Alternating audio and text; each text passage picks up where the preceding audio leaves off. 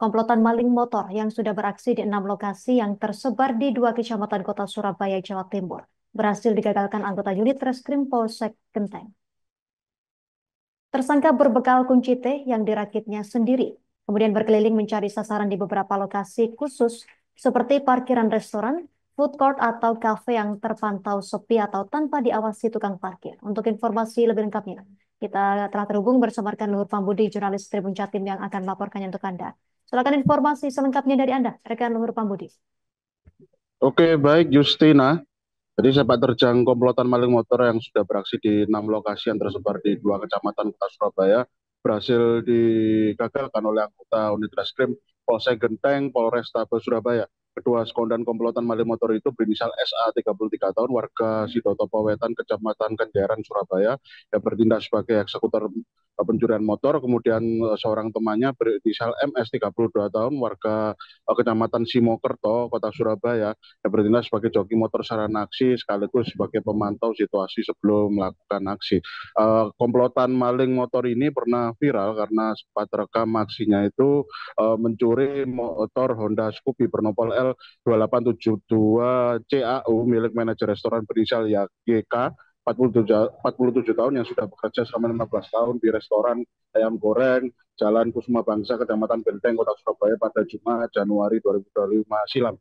Menurut Kapolsek Genteng Polrestabes Surabaya, Ajun Komisaris Polisi Gandika Indra Waspada, kedua pelaku tersebut sudah beraksi di 6 lokasi yang tersebar di 2 kecamatan kota Surabaya. 2 lokasi pencurian berada di kawasan Kecamatan Genteng, sedangkan untuk 4 lokasi lainnya berada di Kecamatan Gubeng. Untuk tersangka SA cuma berbekal kunci T yang dirakitnya sendiri, lalu ia berkeliling mencari sasaran di beberapa lokasi, khususnya parkiran restoran, food court, ataupun kafe yang terpantau sepi atau tanpa adanya petugas yang melakukan pengawasan area parkir. Saat cukup puas dengan hasil pengungkapan tersebut, Grandika menambahkan bahwasanya pihaknya masih akan melakukan pengembangan untuk menangkap pelaku ketiga dalam komplotan tersebut. Sosok pelaku ketiga itu juga bertindak sebagai eksekutor pencurian motor. Pada beberapa kali kesempatan ia juga membantu menjualkan motor hasil curian di beberapa lokasi ke Pulau Madura.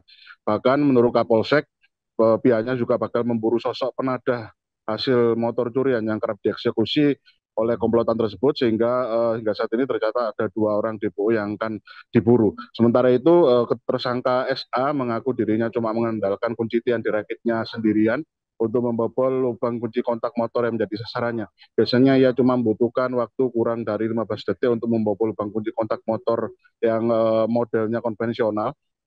Jadi lubang dengan ada beberapa komponen uh, yang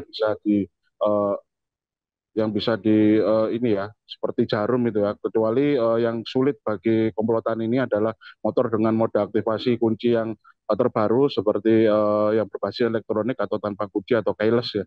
Selama ini ya sudah pernah mencuri di 6 lokasi yang ada di Kecamatan Genteng dan Kecamatan Gubeng. Untuk lokasi yang dipilih memang sasarannya adalah parkiran restoran, parkiran food court ataupun kafe, terutama area parkir yang terpantau tidak ada petugas penjaganya. Saat memperoleh motor curian, tersangka langsung menjualnya ke seorang penadah yang ada di Pulau Madura.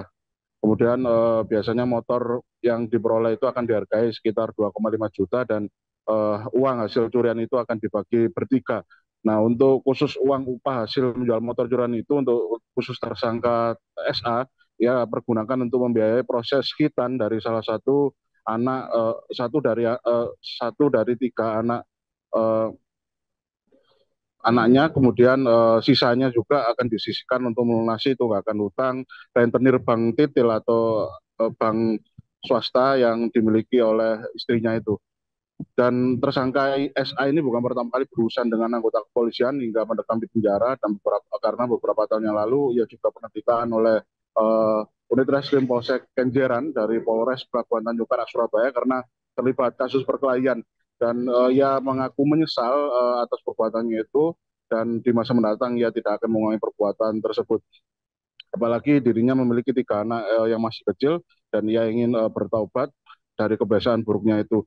Dan hal senada juga disampaikan oleh tersangka MS atau temannya itu, bahasanya dirinya juga menyesal terlibat aksi pencurian motor yang sebenarnya baru dilakukannya 1 kali dalam komplotan tersebut. Demikian reportase kami, Justina, kembali ke studio. Terima kasih informasi Anda, rekan Luhur Pambudi, jurnalis Tribun Jatim. Selamat bertugas kembali.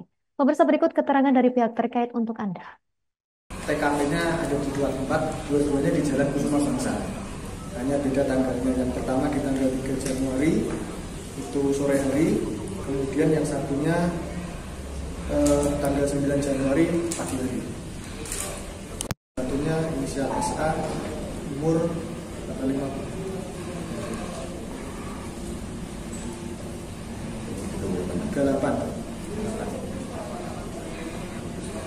Modusnya menggunakan kunci T, jadi yang satu sebagai berperan sebagai mengawasi, kemudian yang satu yang mengeksekusi. Ya.